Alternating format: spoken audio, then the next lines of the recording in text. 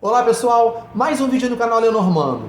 E hoje a gente vai falar sobre Lenormand e Tarô. Como esses oráculos se relacionam? Eu acho interessante a utilização dessa palavra relação, porque a palavra relação ela vai estar aproximando esses oráculos, não só querendo entendê-los pelos seus pontos de diferença, mas também pelos seus pontos de convergência e similaridade. E acho que a partir desse princípio a gente pode começar o quê? Pela palavra cartomancia. Essa palavra cartomancia, o que ela significa? Cartomancia, mancia manteia, adivinhação, adivinhação com cartas. A partir daí, eu posso entender o quê? Tanto Lenormand quanto Tarô são cartas, então ambos fazem parte do universo cartomântico. Poxa, mas você não... Eu sempre ouvi dizer que o fulano é cartomante e outro fulano é tarólogo, porque ele joga cartomancia e o fulano joga tarô. Essa diferenciação ela aconteceu no século XIX, quando o tarô ele é inserido nas ordens esotéricas, nas ordens esotéricas eles olharam o tarô como uma grande fonte de conhecimento místico, mágico, e começaram a utilizá-lo não de uma forma divinatória, mas de uma forma mágica, para você poder compreender os seus sistemas mágicos dentro dessas ordens. E eles olhavam a cartomancia, a parte divinatória, como algo que não pertencia a esse universo espiritualizado. Era uma prática de mulheres, era algo que não tinha muita relevância nesse meio esotérico. Então, a partir desse momento, houve essa ruptura, né, do tarô com a cartomancia, e isso foi se preservando do século XIX até os dias atuais, sempre olhando a cartomancia como uma prática corriqueira e o tarô como sendo um estudo maior, mais filosófico, mais espiritual. Só que a gente sabe que isso só acontece no século XIX, quando as ordens esotéricas trazem o tarô para dentro delas. Antes disso, tarô era jogado por qualquer um, tanto de forma lúdica como oracular. Então, sempre fez parte do mundo cartomântico. Nesse ponto, Lenormand e tarô convergem. Eles fazem parte do mesmo universo e eles são praticamente, nesse sentido de cartomancia, a mesma coisa. São ferramentas oraculares feitos na estrutura de cartas e vão servir para orientação, previsão, meditação e tudo e o que quer que seja. Então são oráculos irmãos. Inclusive, eles têm origem, a gente vai falar um pouco mais à frente, muito parecidas. Essa questão das pessoas que influenciaram o tarô e a cartomancia, elas estão muito presentes tanto nos dois oráculos, assim, né, sendo importantes para ambos. Outro ponto interessante é que o tarô também é conhecido como baralho cigano. Durante muito tempo foi associado à cultura cigana, aos ciganos terem criado, terem no criado e tudo mais. E o tarô também, o tarô dos boêmios, o tarô dos ciganos. Outro ponto em comum que eles têm, essa associação à cultura cigana como sendo sua criadora. Por formas diferentes, que não convém aqui, senão o vídeo ficaria muito extenso para a gente poder explorar o porquê isso, mas quem tem já mais alguma estrada vai realmente ver isso. Se você pegar material para trás, vai perceber que tanto Tarô como Lenormand eles tiveram essa associação ali à cultura cigana, né? Olha quantos pontos em comum aqui acontece. E outro ponto em comum que tem entre eles, o tarô foi criado para esse século XIV, XV, inicialmente como uma forma de diversão, como um jogo. Ele era um jogo para a realeza.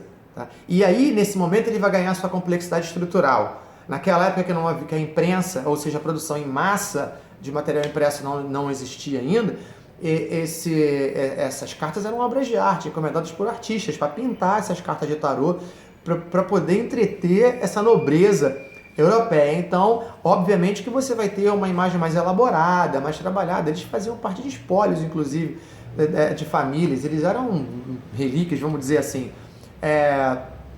E o Lenormand acontece algo parecido. Apesar dele não vir dentro desse meio nobre, né, e num momento bem posterior, o Lenormand ele é criado em 1799, 1800, na Alemanha, Nuremberg, por Johann Caspar Hestel, como um jogo lúdico. Da mesma forma que o tarô, inicialmente o Lenormand não se chamava Petit Lenormand, ele era o jogo da esperança.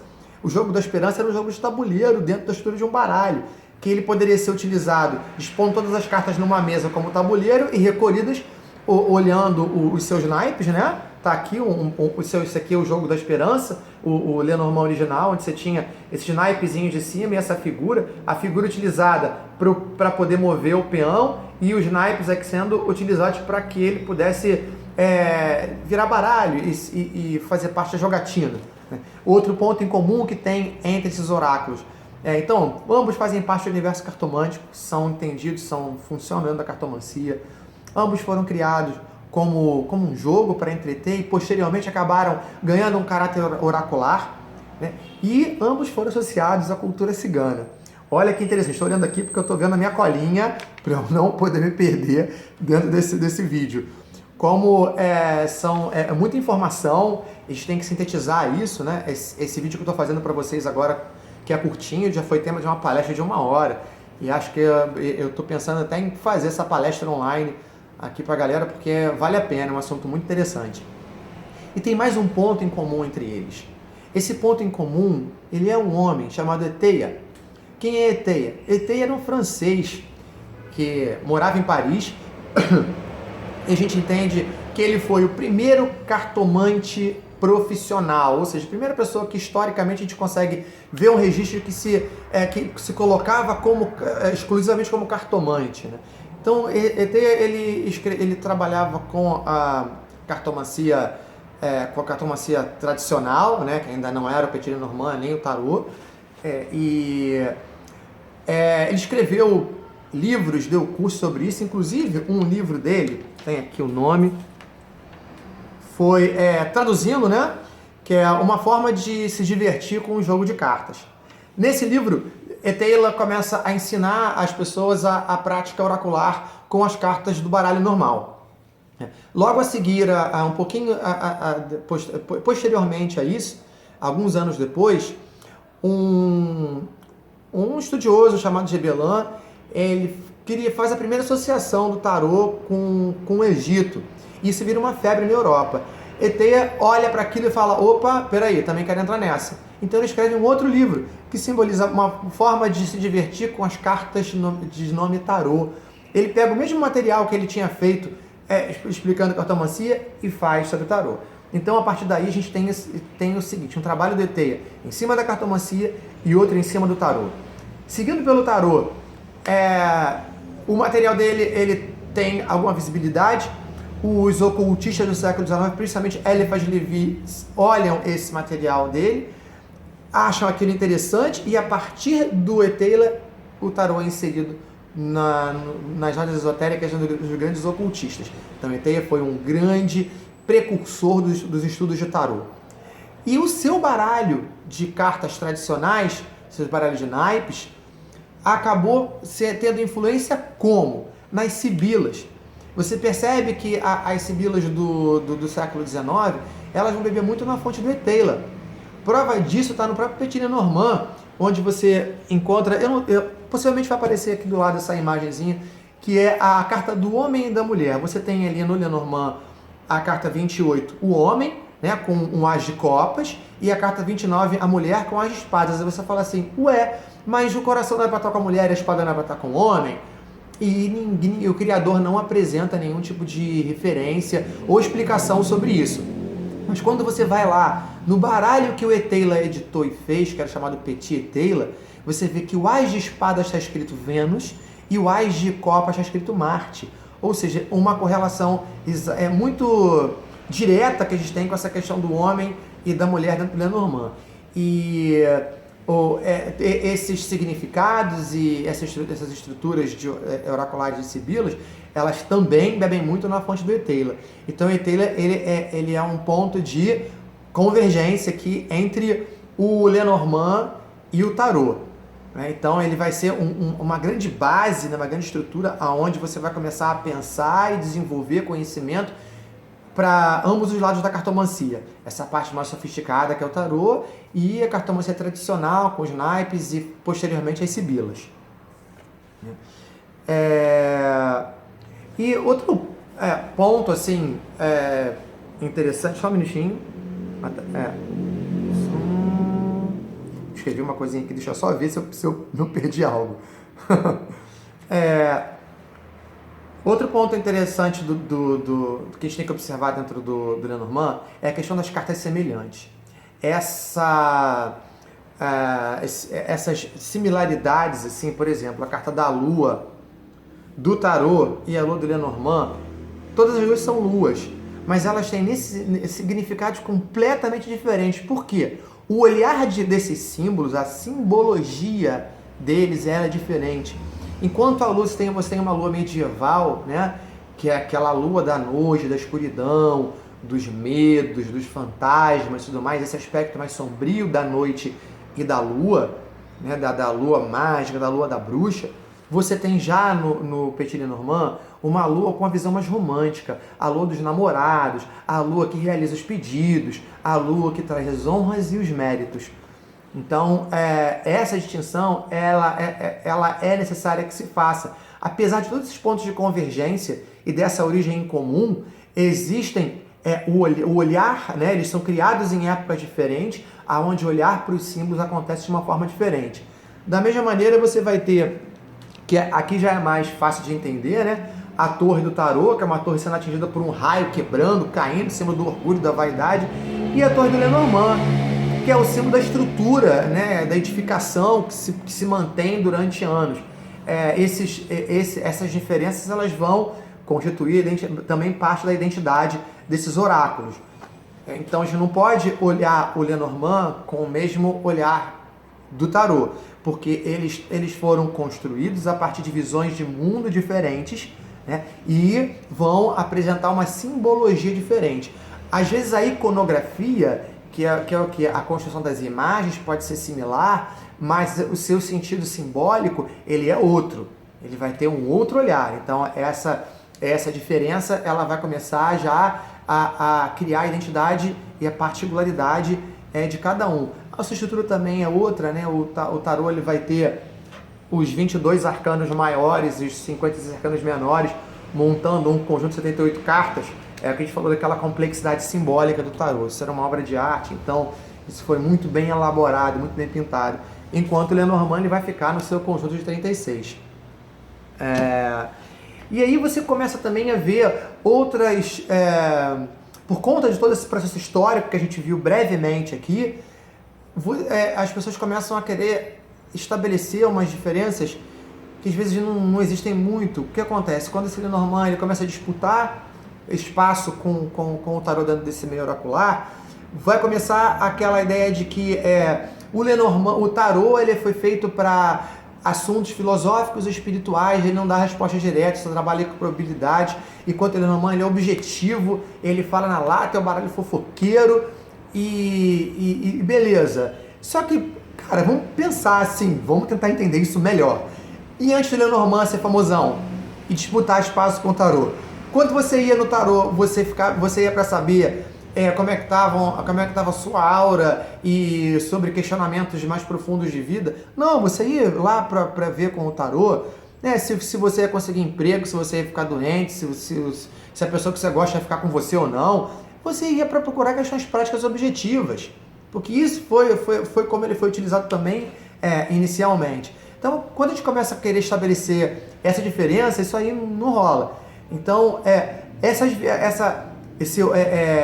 o oráculo ele vai falar para você, né, de acordo com aquilo que você tem dentro de você. O oráculo, as cartas são feitas com símbolos, o símbolo ele une, né, ele evoca. Então você vai preencher esse símbolo, vai evocar dentro de você, né, você vai evocar o que está dentro de você. Então você vai enxergar as mensagens que você conseguir. O oráculo fala tudo. Agora, o leitor ele tem que estar muito bem preparado para poder conseguir compreender a sua mensagem.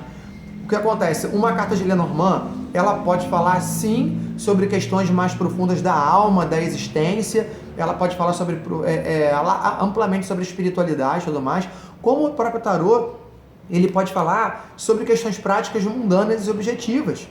Então, é tudo uma questão de abordagem, de viés, de linguagem que você vai utilizar. Aí você fala assim, mas o Lenormand é feito com símbolos cotidianos. Pô, concordo, beleza, também acho. Cachorro, casa, pá, tudo isso são símbolos do dia a dia. Mas o tarô, quando ele foi criado inicialmente, ele também foi feito com símbolos do dia a dia daquele momento. Se você voltar no tempo e você der um baralho de tarô para uma pessoa, para quem ele foi criado, para alguém da nobreza ou daquela época, eles vão olhar para a roda da fortuna e vão entender que aquilo era um símbolo comum. fazia parte do imaginário social daquela época, fazia sentido para eles. Né? A temperança como virtude, como virtude, e tudo que tem no tarô, naquele momento você tinha, dependendo de quem olhasse, uma compreensão quase que imediata, como você tem hoje com os símbolos de Lenormand. Só que o que acontece? Esses símbolos do tarô não estão mais ativos no nosso imaginário social. Então você hoje precisa o quê? De um estudo maior do tarô. Você precisa aprender as cartas do tarô para elas poderem falar com você. No Lenormand você já consegue olhar e imediatamente tirar algum significado delas, porque elas fazem parte do seu dia a dia. Mas assim, então a gente tem que entender que o Lenormand ele é cotidiano hoje em dia, como o tarô foi cotidiano dentro da época dele, já não é mais. Né? Então, essa maior complexidade simbólica do tarô pode estar mais elementos para você poder buscar em leitura, pode, mas também vai exigir mais estudo. Muito mais estudo. Você só vai conseguir ter acesso ao significado de toda essa complexidade simbólica se você estudar bastante esses símbolos. O Lenormand não tem essa complexidade simbólica, mas o acesso é imediato, a ideia vem logo para você e você pode utilizar a sua experiência pessoal, a sua vivência em relação àquele símbolo. Então perceberam como eles acabam se equilibrando? Eles acabam, dentro de sua diferença, chegando no mesmo ponto? E aí que está aí a prática oracular, né? É o que a gente já falou até agora. O que vai definir, né, o melhor funcionamento do oráculo não é ele em si, é o leitor. Esse leitor conhece o instrumento que ele está utilizando? Ele está usando tarô? Ele conhece tarô? Está usando Lenormand? Ele conhece Lenormand? Então é esse conhecimento que vai garantir a leitura profunda, a leitura detalhada, a leitura de sucesso, não o oráculo em si. Então isso está muito mais, isso tem muito mais a ver com o leitor do que com o oráculo. Deixa eu ver se eu tenho mais alguma coisinha aqui que eu tenha esquecido para falar para vocês. Olha, eu acho que assim, por enquanto, eu vou ficar por aqui, né? Dando essas luzinhas para vocês poderem refletir, né? Esse vídeo ficou um pouquinho maior que os outros, mas eu acho que valeu a pena, porque esse assunto é um assunto que a gente precisa discutir para poder entender realmente o local de cada um, o alcance de cada um, a relação que eles têm entre eles. Entender o seguinte, gente, a gente vai utilizar o oráculo que a gente se afinizar, a gente vai utilizar o oráculo que falar melhor conosco, a gente vai falar a qualidade da informação que você passa para o seu consulente, ela está diretamente ligada à sua afinidade com esse instrumento e o seu conhecimento sobre ele e sobre a vida em geral, né? Porque quanto maior o nosso repertório, maior a nossa capacidade de leitura do símbolo.